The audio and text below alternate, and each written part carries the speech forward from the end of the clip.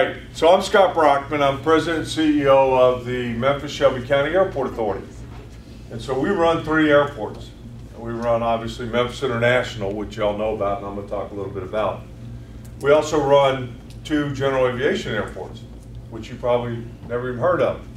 General DeWitt, Spain, if you go downtown and take North 2nd Street out of this downtown city, go a little ways up there, you'll pass the Memphis waste treatment plant, and right next to that, and I'll tell you that story in a minute, right next to that's my airport, okay? General DeWitt, Spain. Sits on the river. Great location, but a bad location when the river floods. So anyway, and then we have Charles W. Baker, which is another general aviation airport. You know what general aviation is? Private planes, single props, no, they don't carry a lot of passengers. They're not commercial service airplanes. So we also have Charles Baker, which is in Millington. So anyway, so I've been here in Memphis at the airport for about 15 years. I've been CEO for the last 4. This is my 4th airport. I've been doing this I'm in my 33rd year. I know I don't look that old. I started when I was like 9. It's a joke. Yeah. She's like, at the end of the day, don't play with this stuff. So, 4th airport, I've been in glorious places like Sarasota, Florida, at the beach, Gulf of Mexico, Des Moines, Iowa. If you ever want corn, pigs, you got it. Iowa's all over it. Tucson, Arizona, and then I came to Memphis, Tennessee. So, kind of ran all over the country. So anyway, I'm going to talk to you a little bit about Memphis International Airport, and then I'm going to try to weave all this together for y'all, and then we can ask some questions. I really want to spend more time on questions. Anybody know what that is? Anybody have any idea what that's a picture of? Yeah, that's a world map, and that is worldwide aviation in a time loop of about a minute. So every one of those yellow dots is an airplane. So as the sun rises, and here's the sun line, you can see Europe gets really busy. Look what's happening over the United States in the middle of the night. You know where all those planes are going? Memphis, Tennessee. FedEx. Okay, that is Memphis, Tennessee. Then as the sun rises across the United States, you see all the rest of the aircraft and all the rest of the activity take place over the United States. Next time you fly, remember all these yellow dots because you're up there with them. That's about that's 24-hour time loop that's condensed down into about a minute. You can see as darkness moves across Europe, what happens. Just kind of a cool video. Just a cool video. So anyway, I'll talk a little bit about air service. About, 5 years ago now, Delta Airlines, who had merged with Northwest Airlines, canceled. They basically shut their hub. What is a hub? Well, it's a place where a particular airline, or multiple airlines for that matter, concentrate people to get off one plane on another and fly back out. So it's like a transfer bus station, but with airplanes. So we were one of those. We were a transfer hub for Northwest Airlines. Delta bought Northwest. Delta then decided a few years after buying Northwest that they didn't need a hub in Memphis and a hub in Atlanta, so they closed the one in Memphis. So we went from about 245 flights a day on Delta back then to about 19 now. Okay? So what have we done since then? Well, June of 13 is when they actually officially said Memphis is no longer a hub for Delta Airlines. I don't know why we had to wait for them to announce that. I knew what was happening when it was happening, but that's when we did that. So since then, we've added 5 new carriers. You can see who flies in and out, and we've added 26 flights since then. And all that doesn't mean a whole lot to y'all, but if you are flying home, these are the airports you can fly to nonstop. Now, before we were dehubbed, we had 91 nonstop destinations. Not all 91 were on this map though. 6 of them were international. So 85 dots were on this map in the United States, and it actually wouldn't have been on this map. Yeah, it's because Alaska's on it. We had nonstops to Anchorage, nonstops to other locations. We also had 6 international flights. We now have seasonal flights to Cancun, but other than that, everything we have is domestic. So these are who flies to Memphis predominantly and where they fly. So you'll see the color coding. Chicago's all light blue, so on and so forth. And you'll see on there, and you'll look down here and go, okay, Delta has 8 flights, Southwest, okay, or 8 destinations. American has 8 destinations. Delta has 6. Now I told you that Delta at the time had 91 nonstop destinations. We had about 330 total flights a day, back before the D-Hub. My largest carrier by flights today is American Airlines with 29. My largest carrier by destination is right here. They actually had 9 when they on it, depending on when you do this chart in the season. So Allegiant, which is a low-cost carrier, so y'all want to fly to the beach for a weekend, you can do that to St. Pete, Florida, out of Memphis on a Thursday, come back on a Sunday for $29, $39 each way. Okay? I don't know where you're going to stay when you get there, but you can do that. Okay? So, what's happened? Well, back in 2008, which was before Delta and Northwest merged, we had a lot of flights, but little planes. Average number of seats per departure combined between little planes and big planes was 59 seats. When you look at a 737, which Southwest Airlines flies, that's about 140 seats per plane. So you can tell the difference. A lot of 50-seat RJs, a lot of 34-seat Saabs, a lot of small airplanes. So in 2013, we got up to more 2-class RJs, which was an improvement. Not great, but an improvement, whereas today we're up to 104 seats per day, very few 50-seat RJs, and a lot of mainline aircraft. So we're making progress, although not perfectly. So here's some of the places that we don't fly that we need to fly, according to the business community. These are our top unserved markets: San Francisco, Boston, Seattle, San Diego. We used to have flights to all those places. Okay, we don't have them anymore, and that's the target of what we're trying to do with our air service. And this will give you a map of the ones that are the most prominent in our radar for trying to get service as we go forward. So what else have we done? Well, this is the part you all want to know about. And this is where what I do, what my team does, and where hospitality management and what we do crosses, okay? Because when it comes right down to it, you have to provide a good customer service experience, okay? Whether you're in hospitality management or whether you're in airport management, if somebody comes into my airport and has a horrible experience, what are they going to say? What are they going to do? Are they going to be inclined to continue to book a flight out of my airport? Are they going to go to Little Rock? Are they going to go to Nashville? Now, it's a little more difficult for them to do one of those, but trust me, if it's not a good experience, they will do it. They will do it. So it does relate, and the passenger experience makes a big difference.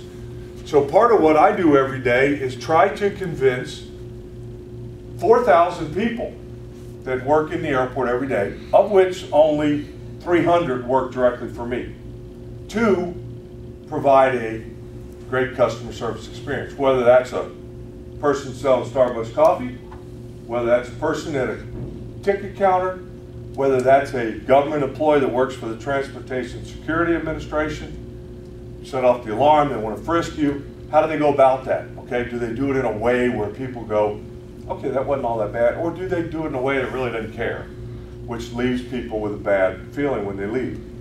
Whether they're someone at the gate, someone says, well, I'm not sure if I'm at the right place, and they go, just hold on a minute, you know, they snap at it, okay? Some of them do. We've all experienced it. So what I've done in the last 4 years is I've tried to convince everybody in the airport to do. Anybody know what everybody at Chick-fil-A says every time you go there? Okay. So what I have said is, if you don't understand my statement, my catchphrase, just give a Chick-fil-A moment, okay? Every day, provide a Chick-fil-A moment. My pleasure. You walk away from Chick-fil-A, and even if something didn't come out perfect, you're like, well, you know, gosh, they're nice people, you know, and I really enjoy myself. I call it a positively memorable travel experience. Now, why did I do that? Because our designator, when you buy a ticket to fly out of Memphis, is MEM. So memorable is spelled capital M, capital E, capital M. The rest of the word, memorable. So I try to convince all those people that that's what they need to do. Not that much different than someone who's in hospitality management, because there's a lot of people that are out there and you got to convince them to make it a positively memorable experience for everybody that's in that business. So we do that. So what have we done? Well, we have a challenge with having low-cost carriers in our market now, even ultra-low-cost carriers, the Legion, $39 each way. That comes with no frills, okay? So it took a website that helps people understand all the different carriers, so we developed a new website, flymemphis.com. You can go in there, you can learn a ton about my airports, okay? So you go in there, but this is also the only place that you can find every destination you can get to from Memphis. Why, you say? Why? Why? Okay, thank you. This is interactive, you know, come on. Come on now. Don't make me go to sleep. Because low-cost carriers and ultra-low-cost carriers do not subscribe to the booking agents.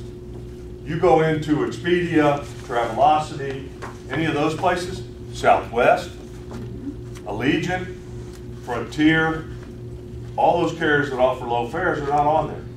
That's how they keep their fares low. This is the only place, flymemphis.com, that you can find that. We also have a map on there. So if you go, well, I don't go through all that. You click on the map, and it tells you all the places that we fly nonstop. And you go, well, who flies there? Well, you over your little arrow over that dot, it'll tell you who flies there. Okay? And if you want to book on one of them or you want to do more, click on one of them. It takes you to that site. So we've tried to make it simpler, easier, and provide a wonderful customer service experience. We're trying to make Memphis International Airport the airport of choice for the Mid-South. You want to be the hotel of choice, the restaurant of choice. When someone decides to go out and spend their money, you want them to come to your place. Nothing more than what I want to do. So these are some of the things we do. Probably the most interesting thing on here is not expanded Wi-Fi and all that stuff. It's this thing down here. We've had a lot of parking out there. You would not believe the number of times we got to help somebody find their car. Or we got to start their car, or we got to fill their tires because they don't work, whatever it is. So we got people that drive around, they'll pick you up, and you can push that little button on your key fob until your car alarm goes off, and then we know you found your car. So we just drive until you do that. That's what they do. Yes, ma'am? How did you decide which services you're going to provide for passengers? How did you decide on that? We've incrementally added to it. We used to charge, like most airports, we used to charge $2 for a cart and baggage claim. But we were real generous. If you brought the cart back into baggage claim and pushed it in that little rack, we gave you 25 cents back. So we used to charge, and we said, well, hold on a minute. Why do I want to charge somebody, and I got all these carts wheeling around my parking lot because nobody would push them back for a quarter. I got to pay somebody to go out and get them. Yep. Okay? So we said, let's provide them for free. And then we put advertising on them. Got the advertisement to pay for it. It's creativity. Expanded Wi-Fi. Look, we all, you know, y'all are part of the millennial, most of y'all are part of the millennial era, okay? We live on these things, okay? We live on them. So when somebody comes to my airport, they want to be able to jump right on the internet. So we do that. We also put it in our cell phone line, because when you come to pick up grandma or aunt whoever, you know, you're sitting there and you can, until you get the alert on that the airlines, and we have a signboard out there, but you can also have the internet, okay? Pre-check and global entry is fast pass for security, both on an international basis as well as a domestic basis. Credit Card Express is just getting in and out of the parking lots where you don't have to talk to anybody. You put your card in, you put your ticket in, put your card in, you don't talk to anybody. You can even do credit card in, credit card out as long as you use the same card. If it reads your card, it says, okay, I remember they came in yesterday. Boom, $10, whatever it is, let you out. Military lounge, because we ought to honor our military. Nursing mother's lounge, just the right thing to do. If a mother's got a young child with them, why should they have to do that in the whole room if they want to feed their baby? We got a nice little room they go in, a rocking chair, they can sit down. And then most recently, we introduced a frequent Parker program. It's kind of like getting buyer's points. You know, you get points when you fly, you get stuff, you know, everything you do. Well, we got it now too. So many points, you get a free day.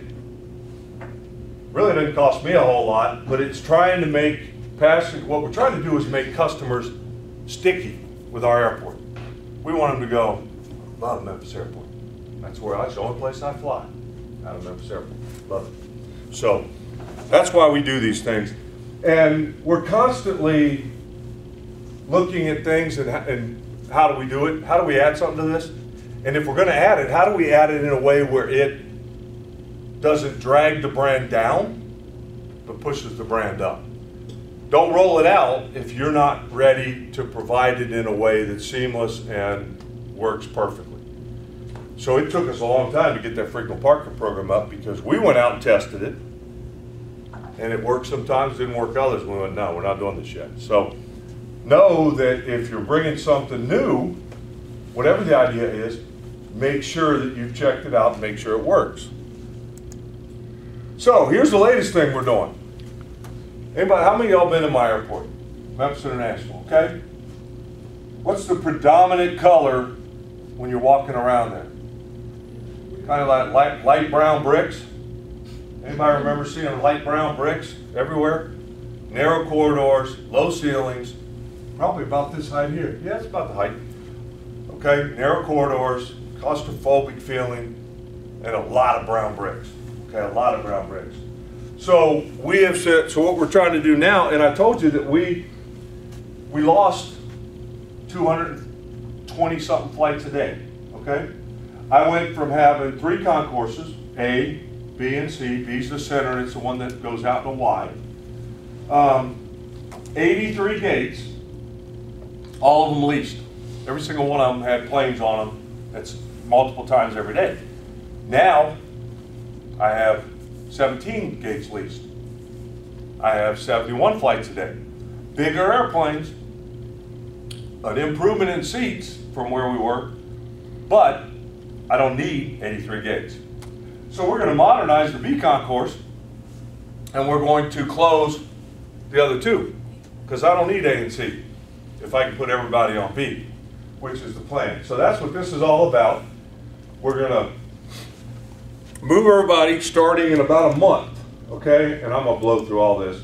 So right now, here's where everybody is, okay? Right now, you got Southwest on A by themselves.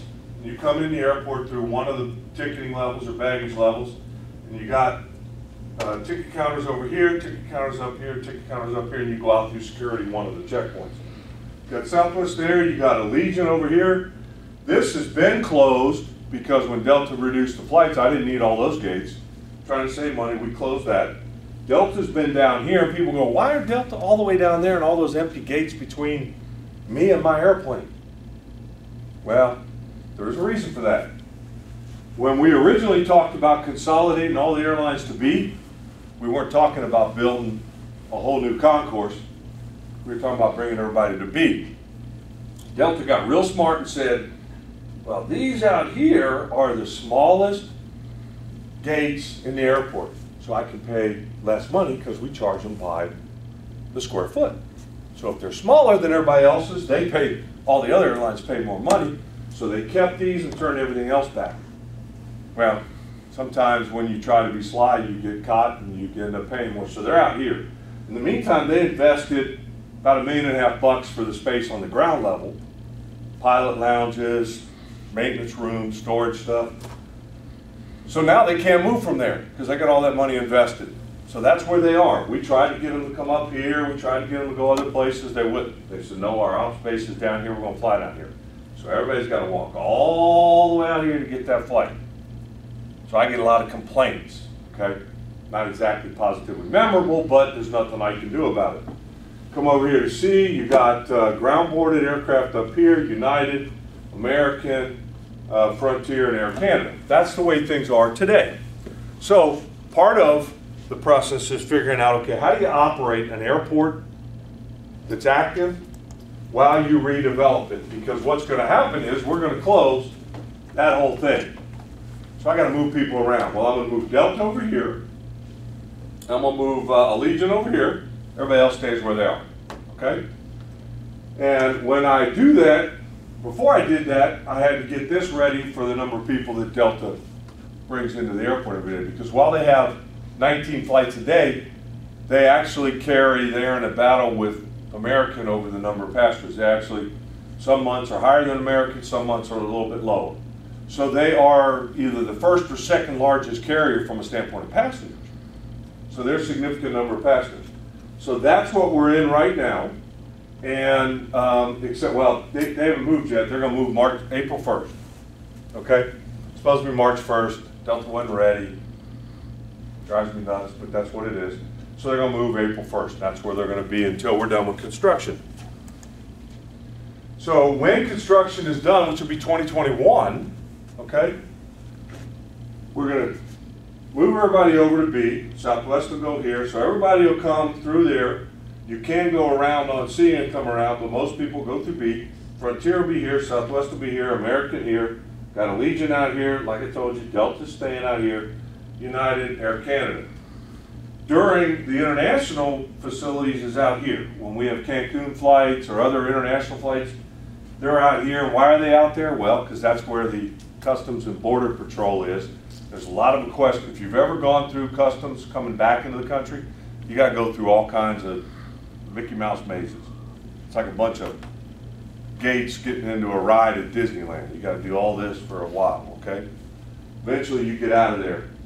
So that will be closed except for that, and then everybody else will move to B. And when everybody else moves to B, I got to tear this part of the building down because this section right in here becomes a bottleneck for aircraft. Wasn't a problem when one airline operated everything, Northwest or Delta. With competition though, this guy pushes his plane back, and what happens to that guy's plane? It can't move, okay? They don't like that. So we got to tear that down, pour pavement there to open up the ramp. And ultimately, this is what happens. We close, we tear that down, we close those two ends, and we keep this open just for the security checkpoint. We're going to keep this side open. It could be either side, so it works either way. But where we have secure boarding for prop planes, okay, non-planes that are small but do carry passengers, and then a section over here in case that operator has both secured and non-secured, which y'all don't care about, so I won't spend any time on. So this, if I can get it to work, is a video that will, there it is, that will take you on a virtual tour of what the new terminal will look like. Now remember those brown bricks, remember those narrow corridors, okay? Remember all of that. And I lost it again, where is it? There it is. Now you have sound? Probably not. Probably not that we're going to hear though. Okay, well there's nice, just imagine nice jazz music, okay? Because there would be nice jazz music behind this. So that's where you're going to go from the checkpoint all the way out to the end. And when you do that in 2021, it's now going to look like this. Going to have moving walkways, going to have wide corridors, high ceilings, a lot of natural light, glass on each side, high window curtain walls as they call them. It's Denver. No, that's Memphis Airport. I know, but that's Denver. No, it's not Denver. Yeah, it is. I didn't copy off Denver. Yeah, you did. No, you know what every one of these things is? All the different angles?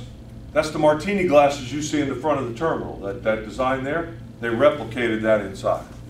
Denver must have stole it from us then. I want to talk to Denver now.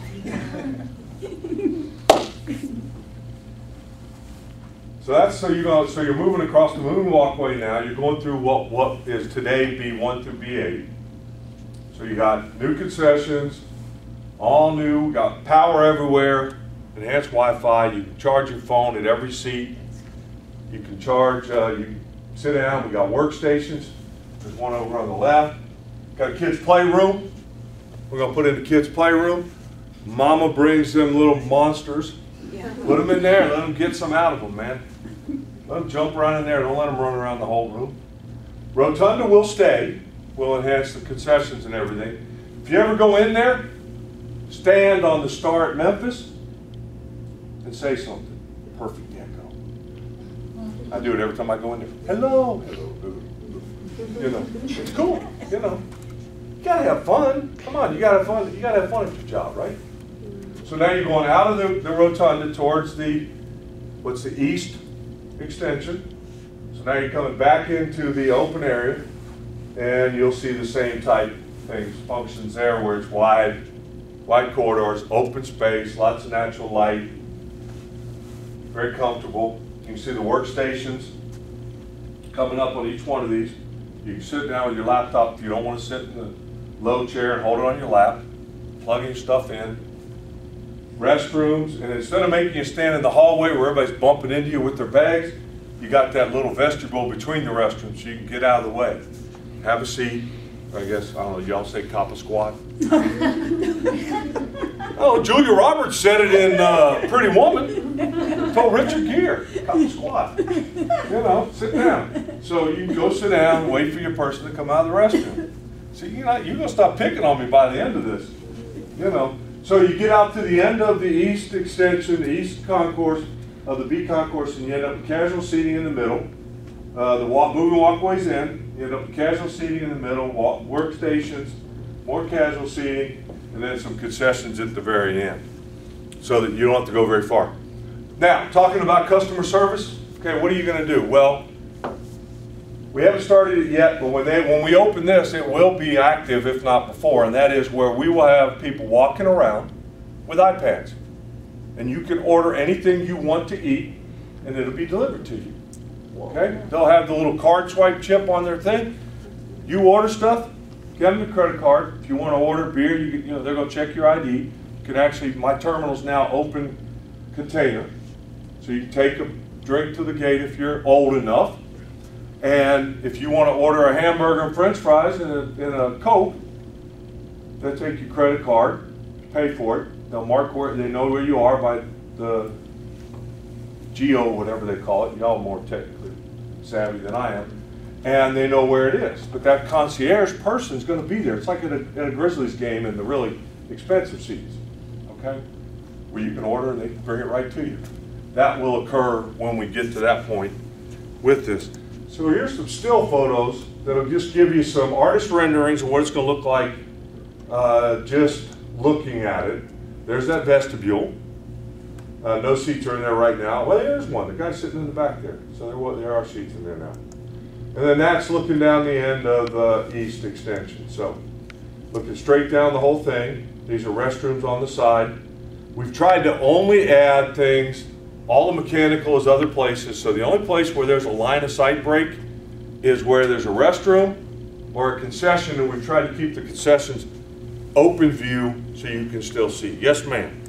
You know, every people in here looking for jobs when Yeah. they graduate with us. What job title gets, you're CEO, you can't do everything. Who feeds you the information? I mean, you go to... Who says I can't do everything? I'm talented. No, I understand. Yeah, but job descriptions, Yeah. what are they called? You know, we have 4,000 people out there every day, and they probably work for 70 different companies doing different things.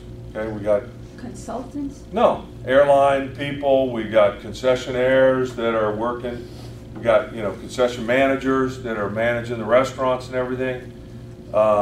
You know. I'm running a little city out there, okay? So I've got everything from people that do pavement, to police officers, to firefighters, to 911 dispatch that are my own. I have property managers that run this place. I've got operations people that are out on the airfield with the airlines and everything. You know, you name it. So there's a bunch of different jobs and careers. So who? We don't have a hotel anymore. I used to have two. So who came up with the idea we need to renovate Memphis Airport? We've been looking at that for a lot of years. I'm the one that kind of pushed it forward, said it's time to move up. It's time to move on. You know, this building's been in place, the building that's there now has been in place for over 50 years. And the cost to maintain it is becoming a lot more, okay? FedEx announced yesterday $1 billion project for the Memphis Super Hub at the airport, sort of. They're doing that because they got 40-something-year-old buildings and they can't put the new modern equipment in the footprint of the existing building. Not tall enough, not wide enough, not spaced right, not heated, cooled efficiently. So they're going to tear them down and build new buildings. That's what I'm doing. I'm going to tear it down. They're renting, aren't they? They are. All right. Yeah, they're paying me rent, land rent, and in some cases building rent. So we made the decision so that as a welcome to the community, people flying in to do business or to visit, they would come into a modern facility with the amenities that they would expect to see in a city of this size.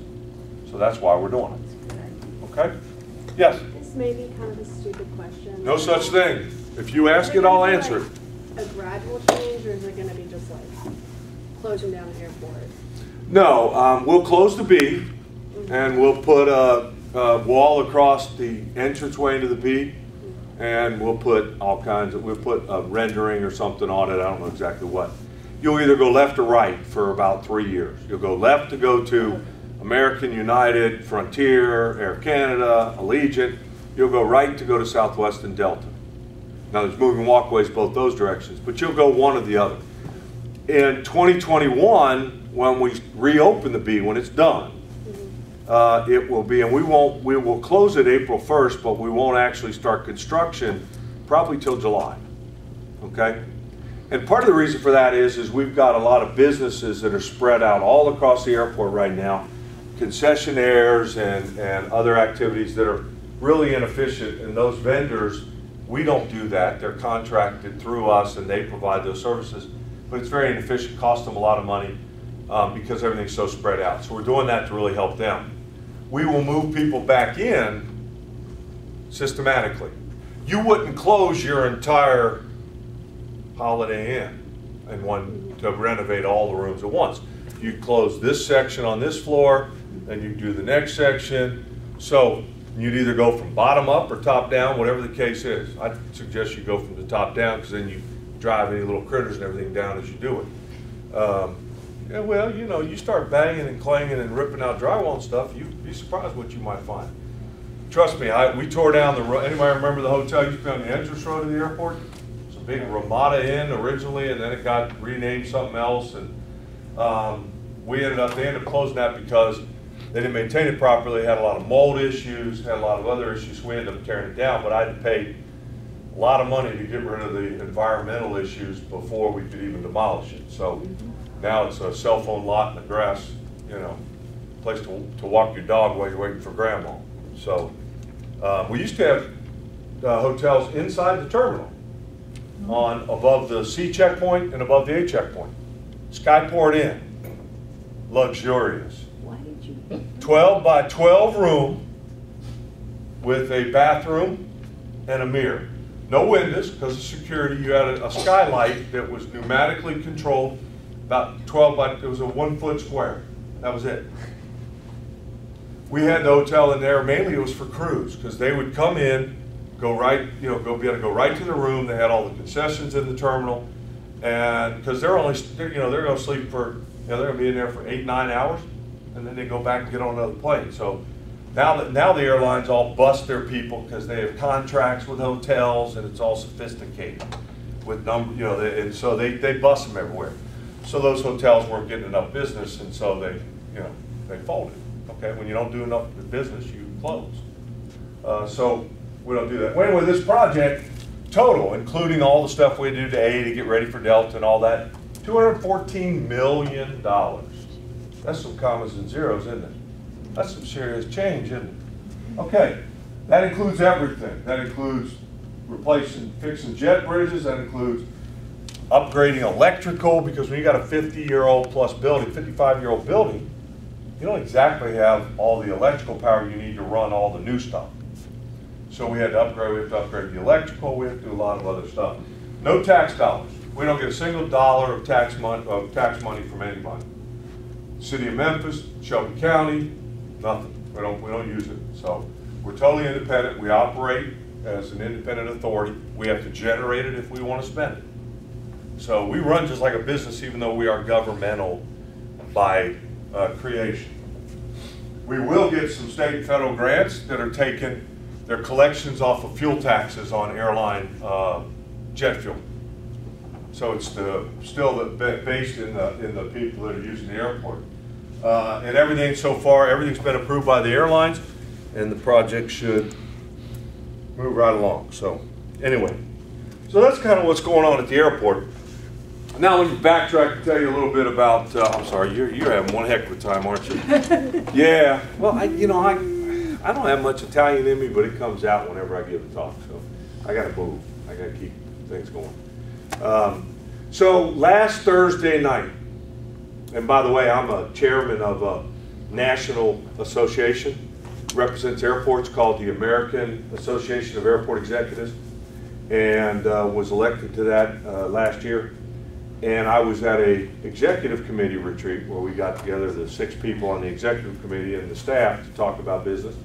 And at 7 o'clock, as we're getting ready to start dinner, I get a call, and it's my vice president of operations telling me that we got a problem, boss.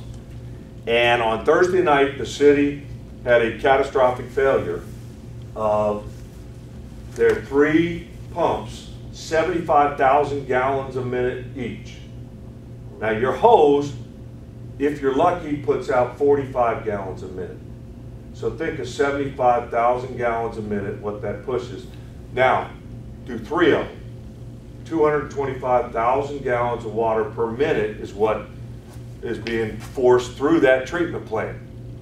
And after it pushes that water through the plant, as it gets treated, the pressure forces the water out of pipe at the other end and treated water into the Mississippi. Okay? Great function if it works well. Right after the rush hour traffic and all that, all 3 pumps at the city's wastewater treatment plant next to my airport failed. So there was no pressure pushing water out of the plant, so guess what happened? With a river that normally sits at 23 feet, it is now at 39.5, okay? So it's up there. Well, the water's now flowing in, not out. Water's flowing in from the Mississippi, going through the treatment plant, which has everybody's deposits. It's not quite a bank. Then what happens? It's got to go somewhere. Well, Tom Lee Park is a little bit lower than the city. My airport's on that level, okay? So it's down at the river, it's down at that level. We have dikes around it. We have big levees to keep the water out. And so the water's not going to go back uphill. It's going to the path of least resistance. Down the pipes, blow off the sewer caps, and out comes what? Waste, untreated, on my airport. You got it.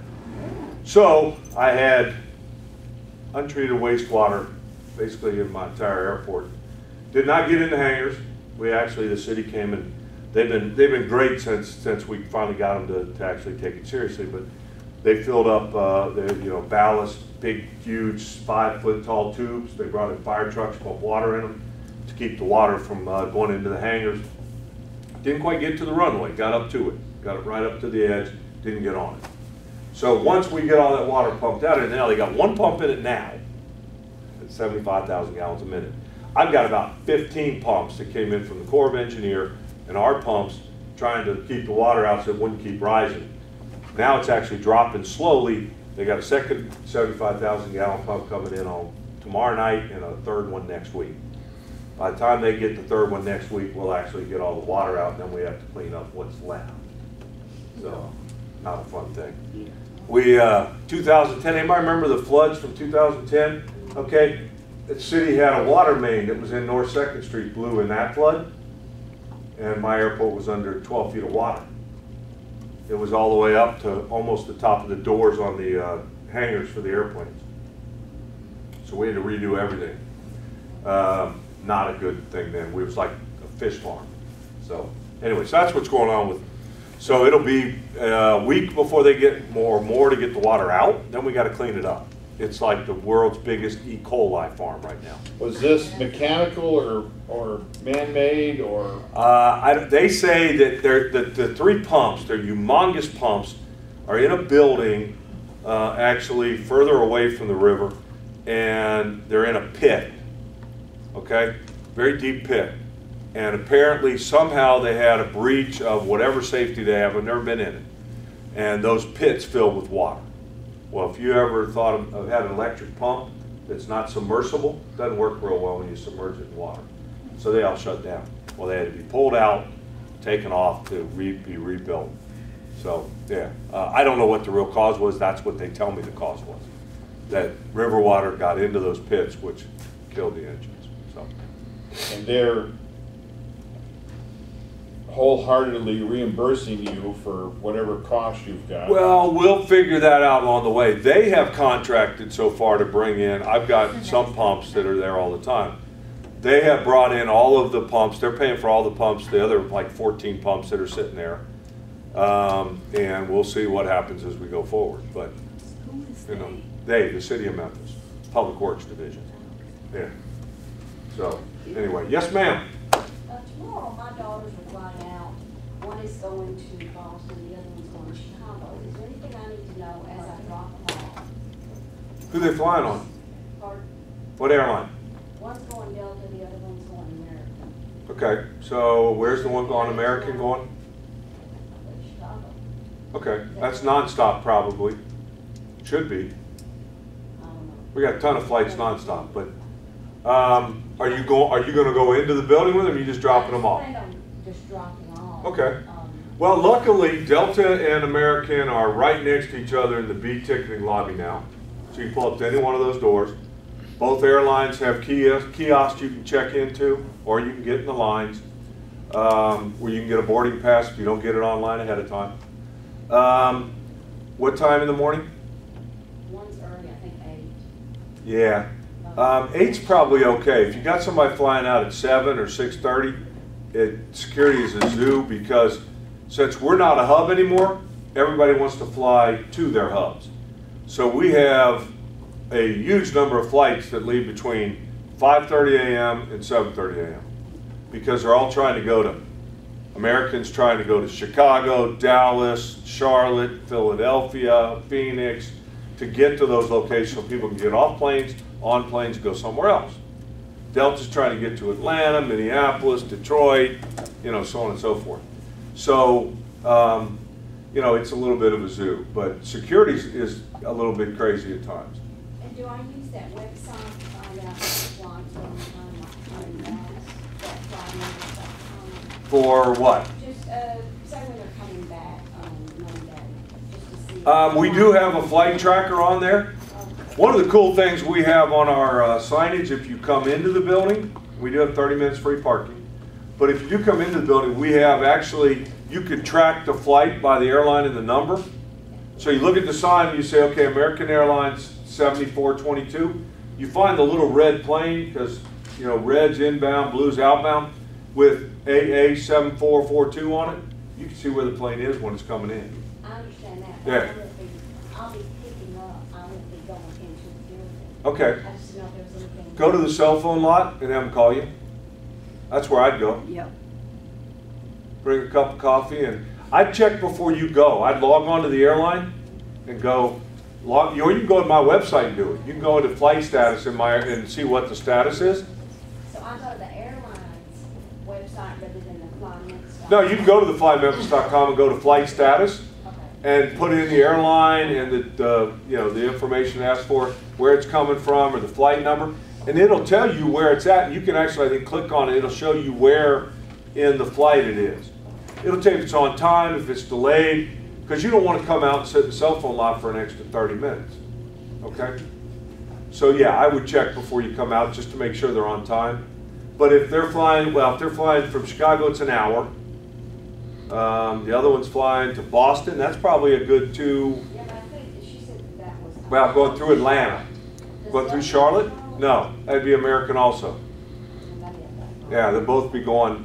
Well, if she's going through Charlotte to Boston, then it's American also. Okay? Yeah. But you can check it all on my site. Okay. Yes, ma'am. So the buildings that you're closing down on A and C, after everything's said and done, do you have plans? Do you have any plans what you're gonna use those buildings for or anything, or is that not? Not yet. We're going to do what I would call a soft mothball, where we shut them down, but we don't really, close everything off.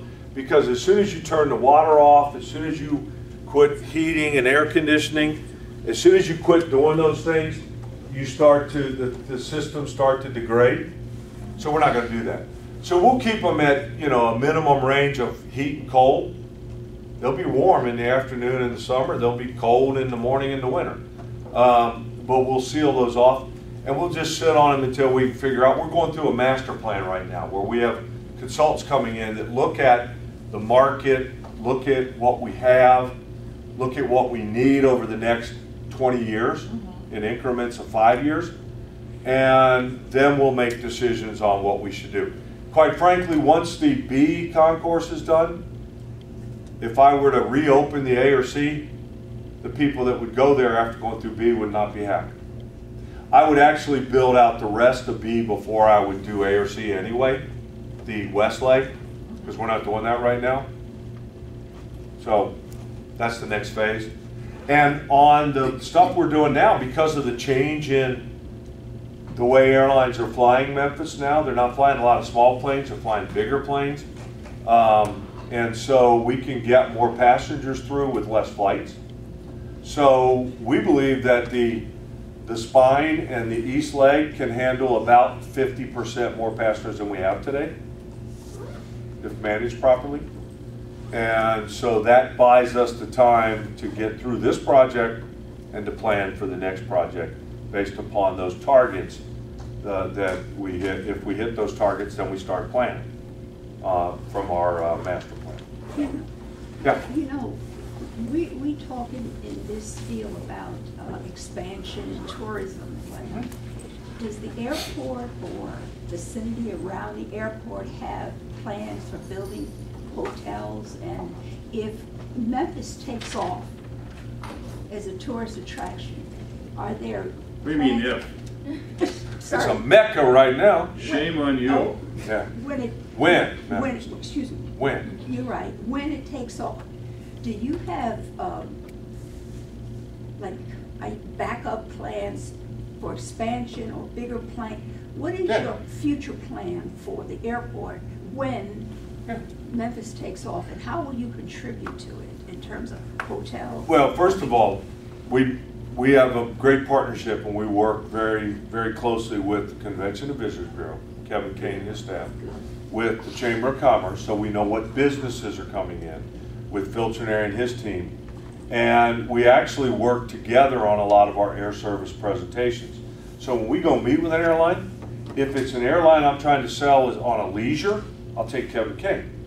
If it's an airline I'm trying to sell based upon a business connection, okay, Memphis nonstop to San Francisco, that is leisure, but it's more business than it is leisure out of Memphis because of Williams-Sonoma headquarters.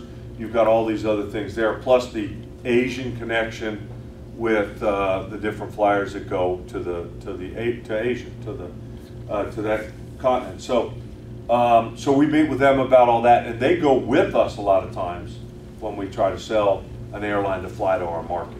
So we do all that. Part of that master plan will be to look at those triggers of what has to happen and when it has to happen. Memphis right now, there's 750,000 people a day go to Graceland, or a year, 750,000 a year go to Graceland, okay? Most of those people are driving. You ever seen their parking lot? It's big, okay? And most of them are driving. So there's a lot of drive market for tourism in Memphis. We want to increase the flight market. We're working right now with the CBB and their European marketers on trying to identify, we think we know what it is, but Norwegian Air is a ultra low cost carrier that flies international, to fly from London, Gatwick, nonstop to Memphis. Okay, but that's a tourist, that would be for tourists because they're a low cost, and that would be to get Memphis travelers to London, Gatwick, and into Memphis, because we have a lot of people that want to come in and go see Elvis. We have a lot of people want to come in and go to Beale Street, okay, or go to wherever. So how do we get them here so they don't have to fly from London to Chicago to Memphis, or London to somewhere else to Memphis, and spend more money here? So that's what we're working on also. Yeah. Anything else? Let's hear it for Scott.